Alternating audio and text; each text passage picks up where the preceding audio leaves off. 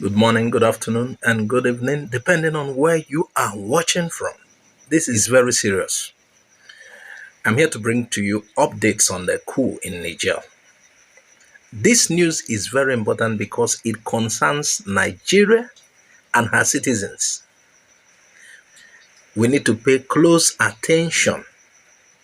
Something is happening that some of us may not know because what is happening in Niger can directly or indirectly affects us in Nigeria. Some do come to this channel or some other channel and will tell you, stop talking about this. It doesn't concern us. It concerns you now, sincerely. It concerns you. Igbo would say, Agwo no n'akrika. That is it. That is the situation. Some of you would have seen videos or heard about a pipeline from Wari, that's Niger Delta, Nigeria, Wari, to Niger, crossing through Algeria and going to Europe. But to reach Spain first, it will reach Spain, then go to other part of Europe. A multi-billion-dollar project, taking pipeline from Wari, going to Niger. Check it out. If you want to drive from Wari to just Sokoto or Katsina, check the distance. Then a pipeline was laid. That's to show you those who are doing this are very serious. This pipeline was going to Europe. Meanwhile, it's not only Nigeria that has this pipeline that is concerned, but most bulk of the gas going to that Europe is from Niger Delta.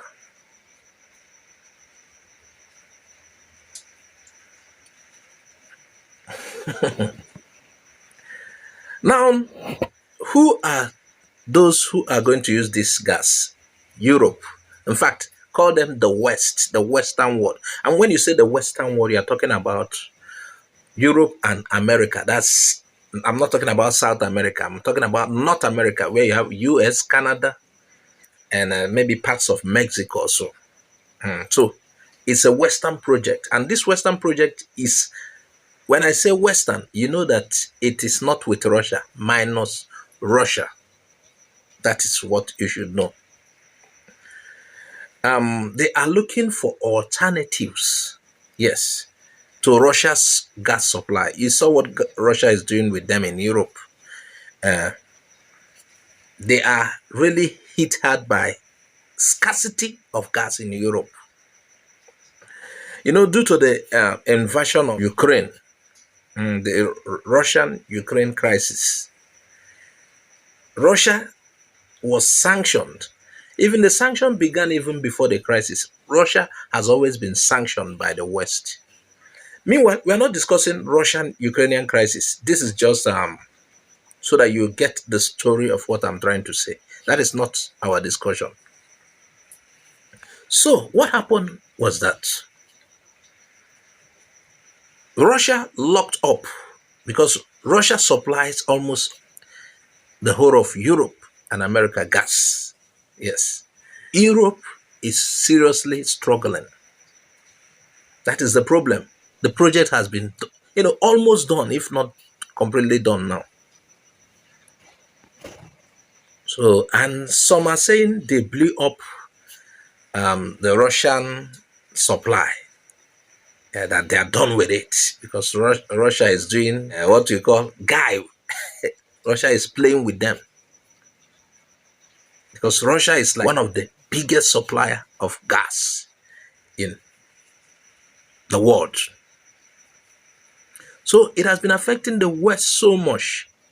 That gas is like the blood in their veins. Gas is used for many things, including their burners, their heaters.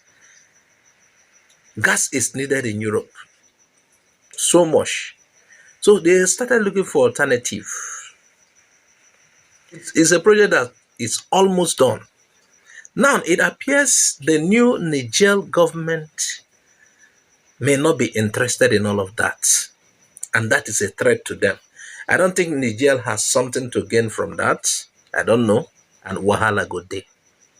So when you see France and the rest of them making attempt to oust the military junta, you understand why they are coming. Not just for that, there is uranium in Niger. They have one of the biggest deposits of uranium. And France has been surviving by milking Africa. That is the case. They survive by milking Africa. And, it's like some of these African countries are becoming wise or wiser. The civilian governments are like the puppets of this western part of the world. So that is why you are seeing coups happen. You saw that block that you find in Niger. If you check the African map above, look at it, those blocks. These are military controlled areas. And Niger just happened, but they don't want it. They want it to end. Niger is a matter of so much interest for them. So that is why there is a scramble. The Wagner is now in Mali. And it's like, from what I heard, Wagner is in Niger Republic. They have to contend for it.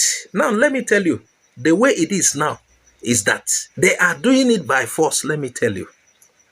And meanwhile, they are manipulating some African countries, but it's like by force. We must have that oil because they know what it means if they don't have that oil. The gas, I mean. They know what it means. Russia has stifled its own supply and they are struggling. Now, they have invested so much on this particular gas from Warri. If you want to stop them from having it, that is why there could be war in Niger. And so some people are saying there is Russia's interest in Niger as well.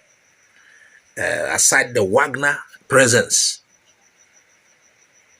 there is already a standby force. ECOWAS has arranged their standby force. And it's like I've heard that they have decided a day to strike.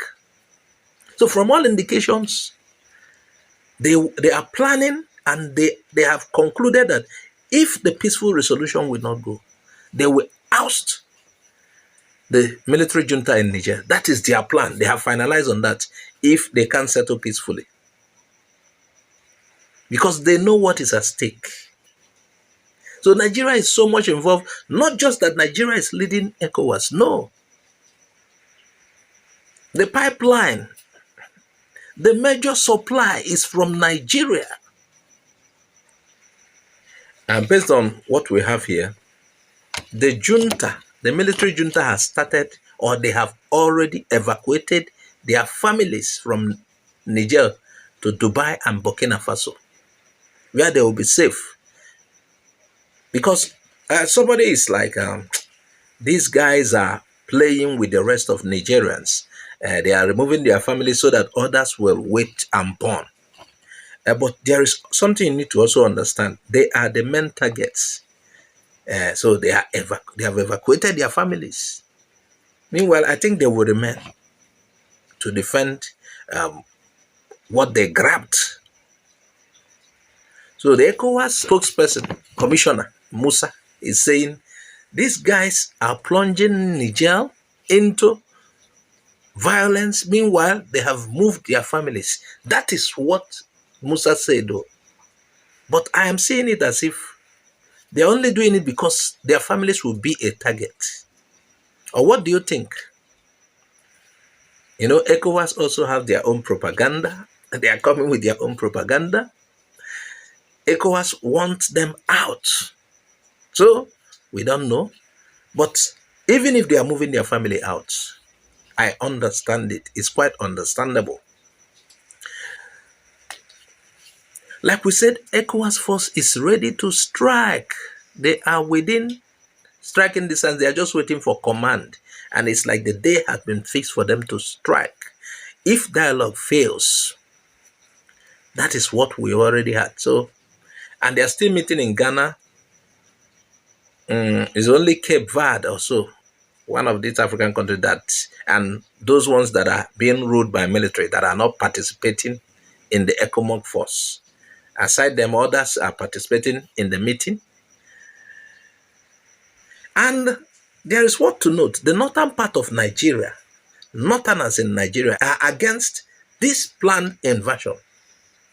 They are against it because they see Nigerians as brothers. I think the only difference is mainly just like you have in among Igbos, different dialects of their language. They understand each other. They are against it. Not just there. The southern part of Nigeria, majority are against this invasion or this plan to oust the military junta in Niger.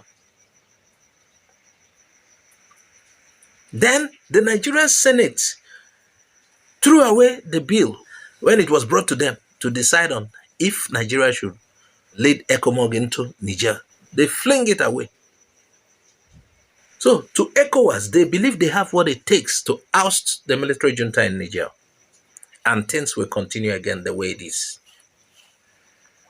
The plundering of Africa, the milking of Africa will continue. They want uranium to fix their place for power.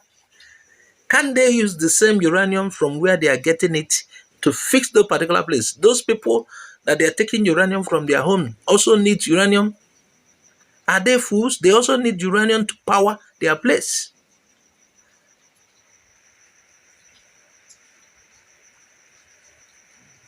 And by the way, let's see other updates. Now, to tell you the North is serious about opposing the planned ousting of the military junta in Niger. A professor in the North, Yusuf Usman, who is a former executive secretary, National Health Insurance Scheme, he said that former President Buhari handed power over to Bola Tinubu. And the first thing Tinubu will do is to bring war into Buhari's backyard. You know that there was a time people are saying Buhari is from Niger, that his parents were from Niger. And if you check the proximity between where Buhari is living and Niger, check the border. It's a common border. It's not like even a border. You can just cross easily. So what this professor is saying is still in line with what the North is saying, that they don't want war. Nigerians are like their brothers. Now this one is saying Buhari is Tinubu is taking war to the person who gave him power. You know, as it just like somebody did something good to you, and you are paying him with evil. That is what he's trying to say. That Tinubu is taking war to Buhari's backyard. This is among the first things Tinubu is doing. And he said that those saying that Nigeria intervened militarily in Gambia, Sierra Leone, Liberia, etc., he said all those places are not across the border of Katsina, where he came from. That's talking about Buhari, or Daura, where Buhari came from, or Sokoto, where Sultan came from, or Maiduguri, where Sheikh Bono came from. He said there is a close tie between Nigerian and those of them in the north, just like I was telling you. He said, just like Buhari, he also has people in Niger. I told you earlier, they are related. Despite that Niger speaks French and the northern part of Nigeria speaks English, they are related. It's just a colonial map. And they don't want war. And there are so many Nigerians inside Nigeria. Yes. And many Nigerians as well. And I heard there are threats already. And this is what the government should consider too. What is at stake? Not just about invasion to what could be the result of all this invasion. ECOWAS is so sure. Despite the support Niger is getting from the nearby countries that are being ruled by the military, ECOWAS is still making an attempt to invade. I know certainly they got the backings of Europe. So it's a call for concern. We have our people, so much of our people in Niger, and there's a possibility that the feeling or the result of whatever happens in Niger could filter into Nigeria. It's possible. So the government should consider certain things. They should not just, ECOWAS is in a rush. Yes, they said they are having deliberation that is upon that military action will be the last resort, but it's clear that they have concluded. To them, democracy is made in heaven. It must be democracy. Like I said in previous video, there are countries that are being ruled by military men that are doing well. But the West wants everybody to be democratic, adapt to follow democracy. But not this model we see in Africa, where certain leaders, most countries that we know in Africa, they have, based on their constitution, they have 2 terms for those offices. The president of Cote d'Ivoire, Alassane Ouattara, he is the one that said they are not going to listen to Nigerians. That is the plan to enter Niger militarily is that of ECOWAS. This is the man that has extended his stay in office. He finished first term, second term. He helped modify the constitution and returned to start another first term. Certainly after this term, he will go again. And this is what angers a lot of people. When people do like this, it's as if nobody is wiser again. When people grab power, they do whatever they like, just like Tinubu is doing with Nigeria, just few months that he entered. They do whatever they like, and they expect the military and others to just keep quiet because we're in a democracy, the military has no right to intervene. And that is the problem. And that is why George Weah said, as far as Africa continues like this, there will be resistance. Because if you allow these notorious evil politicians in Africa, they will kill all of us. And that is why the military, as the strongest power in the country, most of the times intervenes to curtail the civilian excesses. Like I also told you in the past, they said Abacha has been killing. Abacha is this wicked, evil. How many people died during Abacha's reign compared to the people that have died since 1999 till now? Okay, how many people died during the military era, apart from war, normal war, compared to just from 1999 to date? Do you know how many people that have died in the name of evil democracy in Africa?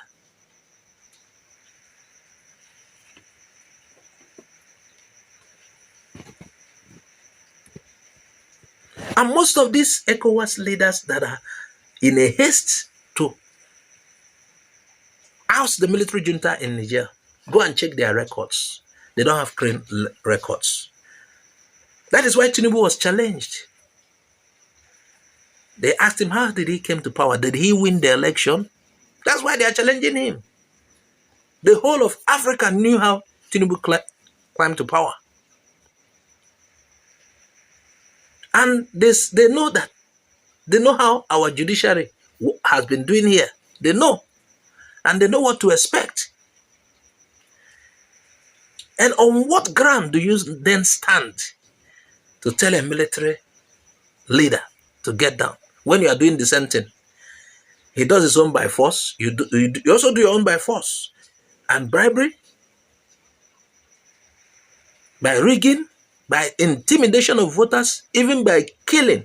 People lost their life during the day of election just because of, for the sake of certain politicians to climb to power.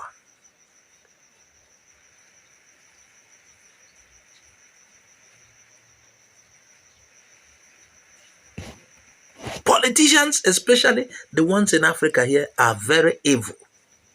And they must not be allowed to continue to do it. There should be a check. They are so corrupt. They are so nepotic. They are so tribalistic. They are so, in fact, anything you call evil is attached to them.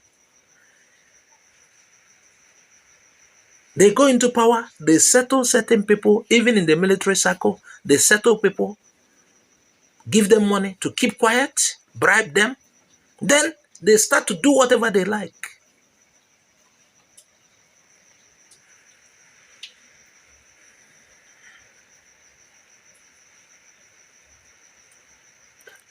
Anyway, this is update regards what is happening. The fact is that ECOWAS is ready. Any moment from now, they are going to attack. That is what you should know. And get ready. The readiness I want you to get is, in case you need to, if you have your people that you want to tell them, move to social places, get ready. And the prices of goods, there could be scarcity too. Whatever happens in Niger will definitely, in one way or the other, affect Nigeria. And remember, clerics in Nigeria the other day called on Tinubu's government to avoid leading ECOWAS in a military action in Niger. But nobody's listening.